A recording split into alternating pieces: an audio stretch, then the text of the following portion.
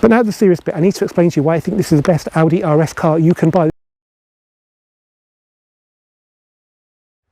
Hello guys and welcome back to the Volks Wizard channel. In today's video I'm going to explain to you why I think the C7 generation Audi RS6 is the best Audi RS you can buy. But before we get the video going, I just want to say a big thanks to everybody who has subscribed. 40,000 subs is really good going for this channel, but subscriptions have slowed down quite a lot recently. So if you are watching now and you haven't subscribed already, then please click the subscription icon below and support the channel. Right, let's get started with some statistics on the C7 generation Audi RS6. Okay, the C7 was the third generation of RS6 and it was launched in 2013 and remained in production until about 2018. The C8 model came out in 2019 and that's the current model we have today. Its rivals back in the day were the BMW M5, the Jaguar XF RS and the Mercedes E63 AMG. When it was launched in 2013, it was about £77,000. Towards the end of the run, it was about £80,000. As you can imagine with an Audi, there were lots of options to add on to that price, and many went over £100,000 quite easily. In 2015, there was a light facelift. The key distinguishing factor was the introduction of the Matrix LED headlights, which are pretty cool. You also get automatic main beam.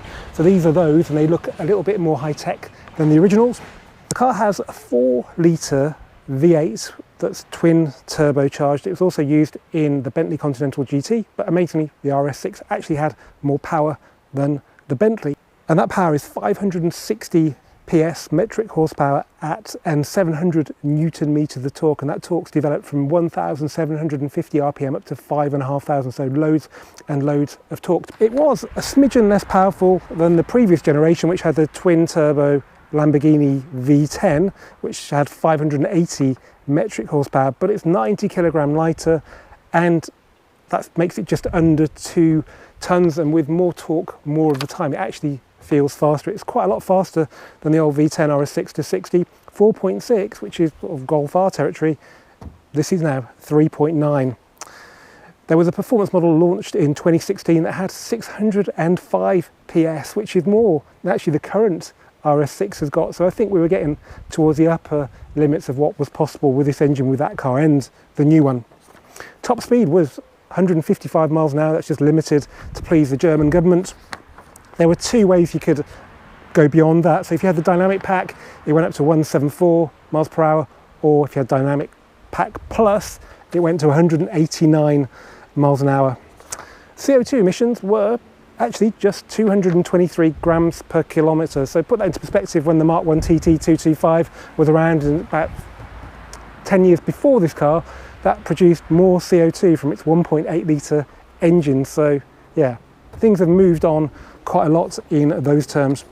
And helping the fuel efficiency, which was 29 miles per gallon combined, believe it or not, although that was pre WLTP testing, so should be taken with a pinch of salt. It's got start-stop system and it has cylinder on demand technology. So when you're just pottering along, you'll see on the dashboard, if you have it on the right display, 4-cylinder mode activated, and it's also got active engine mounts, so you can't feel the extra vibration you get from running on 4 cylinders, which is pretty damn clever stuff. The gearbox is an 8-speed torque converter, so it's not a twin clutch gearbox like you'd had in the RS4 at the time. That means it's smoother around town, but maybe not as sharp when you're giving it the full beans. But I think it suits the character of the car really well, as I'll show you when we go for a drive. The poor old North American market, for some reason, didn't get this big V8, which you'd have thought would be perfectly good for their market. Maybe it's because it's a wagon, that they don't really sell that well over there apparently. They got the RS7 Sportback, which was basically an RS6 in a coupe body. For the UK market, we got standard air suspension. You could pay extra and have the sports suspension, which gave you dynamic ride control and adaptive dampers as well.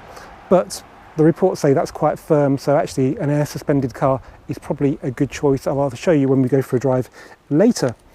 Dynamic steering was optional and it wasn't very popular, so you probably find an RS6 without that a bit nicer and natural to drive. Right, let's have a good look at the outside of this big, muscly RS6. Okay, I think we'll all agree this is a very imposing car especially when you see it on the road. There's no mistaking an RS6, particularly from the back. It's got a certain swagger the other A6s don't have. Part of that comes from its sheer size. I've just had to lie on the floor to check. Apparently it's 2 meters wide. I'm 1.85 meters tall, so it's wider than I am tall. And then it's 5 meters long, so it is a very, very big car.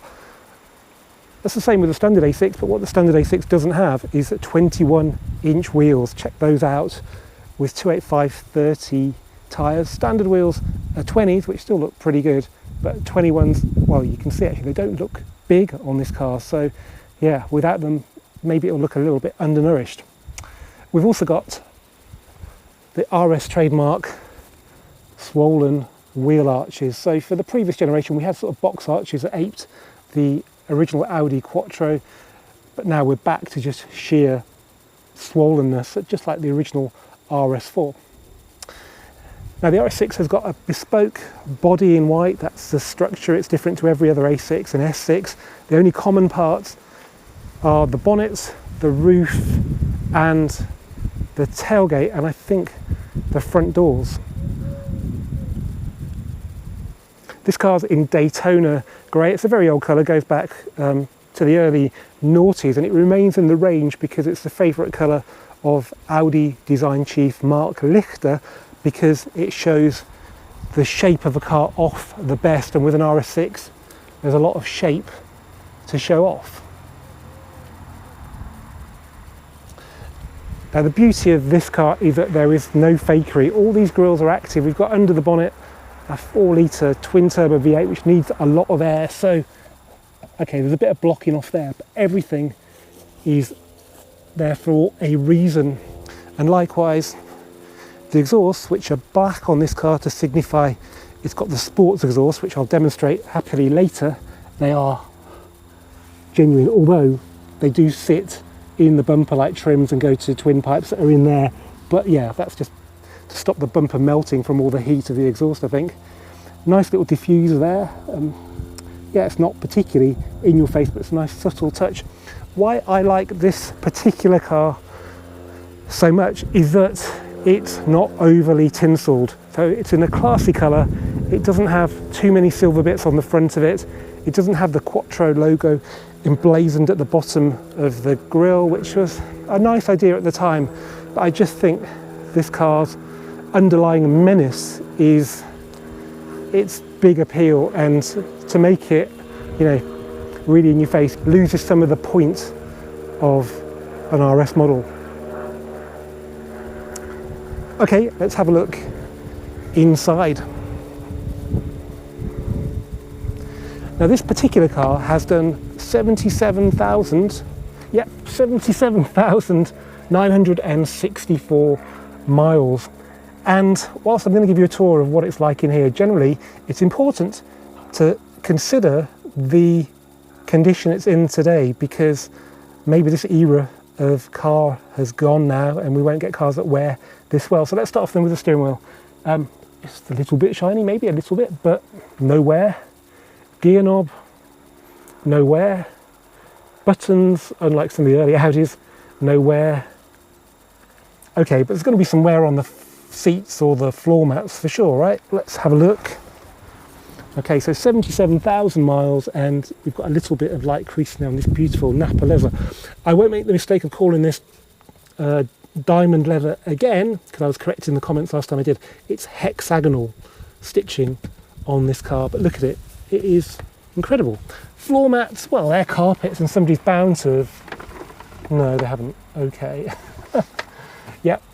We've got lovely real sort of leather stitching there. Look at the depth of that carbon fibre. Beautiful. Check that out in the light. It goes into the doors.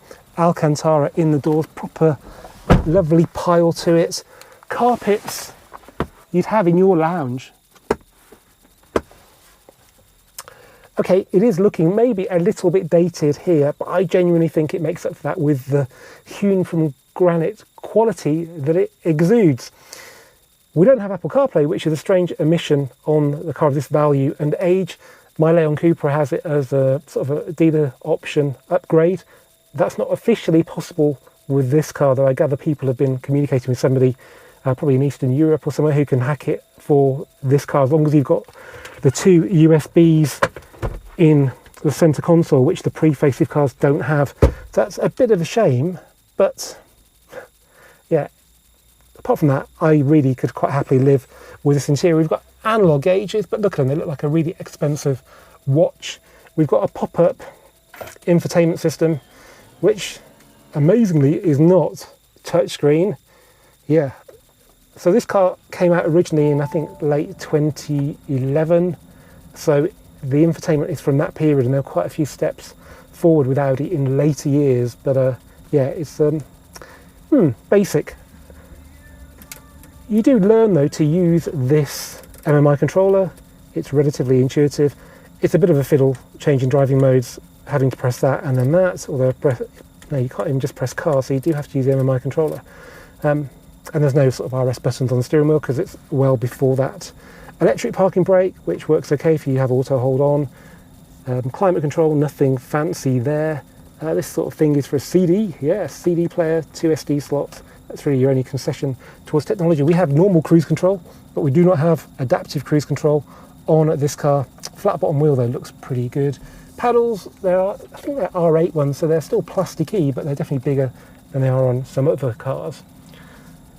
And these seats, I'm not too sure if these are like optional. I think they are. They're probably super sport seats because there are RS6s with headrests that are separate. So yeah, lovely. And of course we've got adjustable thigh support. We've got memory seats. We've got Bose, which was standard. You could upgrade to something else, which was even more expensive if you wanted to, probably B&O. Electric adjustment of the seats there. Auto headlights, yeah, not a big deal. But as I said before, we've got LED matrix and we've got auto main beam, which is a nice touch. Yep, glove box nicely damped, not broken. Generally, when you buy a car of this age and mileage, there is usually something wrong with it, even if it's not a complicated, 560 horsepower RS model. But generally, it's weird. It seems to be all good. And reports generally agree with that, but we'll talk about that when we have a look under the bonnet.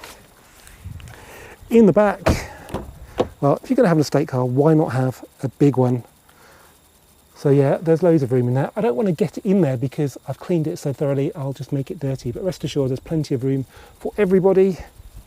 And they've also got, look at that, proper climate control in the back there with even an auto setting. So yeah, nice touch. And the quality continues here. It's not been downgraded like seems to be the trend in a lot of cars. It's just beautiful. We have a power tailgate, which was standard. You soon get used to that. And in here we have a big boot. So it's about 560 litres, goes up to 1,680 litres with the seats down or something like that. It's a bit behind the Mercedes, but I think it's a better looking car. It's got a swoopier tailgate, so that's probably part of the problem. Luggage net in there.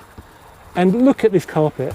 Now, I think about a week ago, I was getting rid of some rubble and I went down to my local tip, and well, I've got a Porsche and a Cupra as my other cars. You don't take them to the tip if you've got an estate car. So I filled this up with rubble, took a photo of it. A lot of people on Instagram weren't very happy because I was apparently abusing this car, but I wasn't. For a start, everything was in the cardboard box, so I'd got a big cardboard box that just lined the boot perfectly. Anyway, when I took it all out, there was a bit of mess, but look at it. Now I should point out, I haven't cleaned under here, and I think everybody else who's faced with that idea backs off because they think, 4 litre twin turbo V8, water, probably not a good idea. So it's a little bit grubby.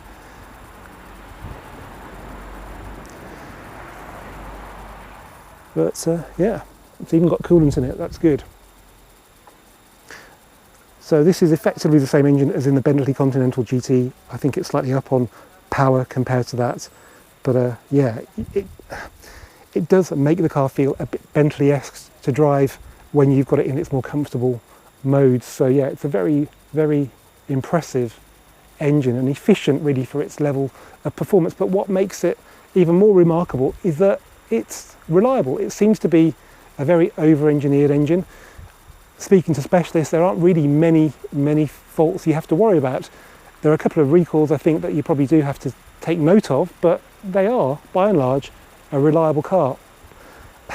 With one caveat, that you do not modify them. So as soon as they came out, people were tuning them and they were, I think, blowing their rear diffs.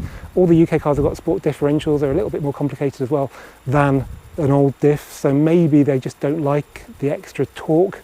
But I really don't understand why you would remap this car, because it's so blinking fast as it is, as I will show you now when we go for a drive.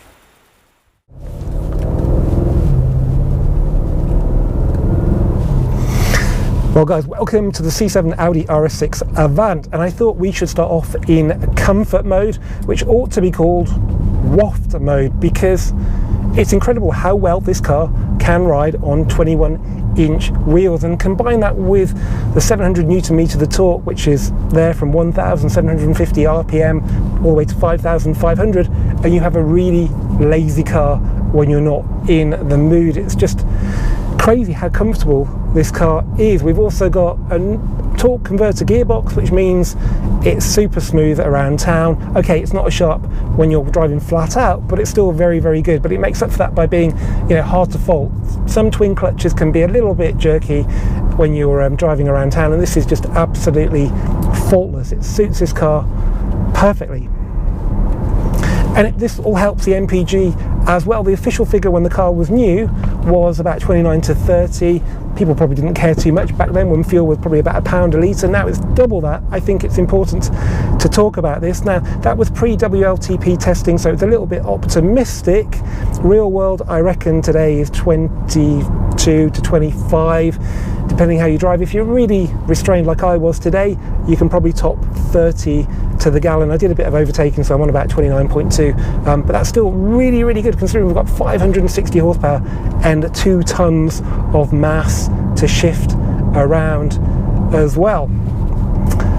Of course, if you're going to do that, you don't want to do it in comfort mode, so let's set in this very clunky way dynamic mode. So we have to press car to get the modes up, and then use the MMI to select dynamic. It's not a touch screen. We don't have drive select on the dash like a button like you get on the A3s now. We don't have anything RS related on the steering wheel to change the mode as you do on the new RS6 and other RS Audis. But yeah, in dynamic it still rides pretty well, surprisingly. I mean, we're on 21s, you know, but I think there's probably a sweet spot for UK roads like this somewhere in individual with slightly sort of less firm dampers. But yeah, let's go and find a good road and really see what this RS6 can do. Okay guys, we're on a really good road now and we're fully in dynamic mode. If it was a little bit less well surfaced, I'd back the dampers off to auto, but it's a really good road this. It's also a wide road, which is quite important because this is still quite a big car. Visibility though is very good. It doesn't feel a big car when you get used to it. When you hustle it around, as I'll show you now, it feels like a hot hatch. So we're in manual mode on the gearbox, which is actually crucial. I was amazed when I realized I could actually mash the throttle and it does not change down, it just stays in the gear, so you can enjoy all that torque. I'm absolutely foot to the board now. It's not changing gear. If I put it in 8th gear now, it stays in 8th gear. It's incredible. Okay, now there was one of these at a track day recently and it cooked its brakes for sure because it had the standard 390 steel brakes, but my word, did it go around corners really rather well. I don't know what suspension setup it had. It might have had the steel coil springs with DRC, which would give it a bit more poise, but it would have definitely had the sport differential, which gives you torque vectoring on the rear, which is quite important. It's got a wider track and that means that corners mean less to it because the wheels are further apart. If you imagine driving like a really narrow car, it'd be really bad in the corners because it'd be tilting over. Well, imagine the effect of widening the track over a standard A6 and you get the idea. It just feels a lot more stable, as I will now demonstrate, hopefully. I mean, it's nice and dry today. We've got tractor-sized tyres, so, but you know, it doesn't roll much at all. Oh my word, is it fast as well. You probably knew that though, but it's, as somebody who drives 4-cylinder hot hatches, it's just mind-blowing. That's probably why the new one isn't much faster than this, or not much powerful. But what really surprised me was that it goes round corners. And it makes a dirty, dirty noise with that sports exhaust.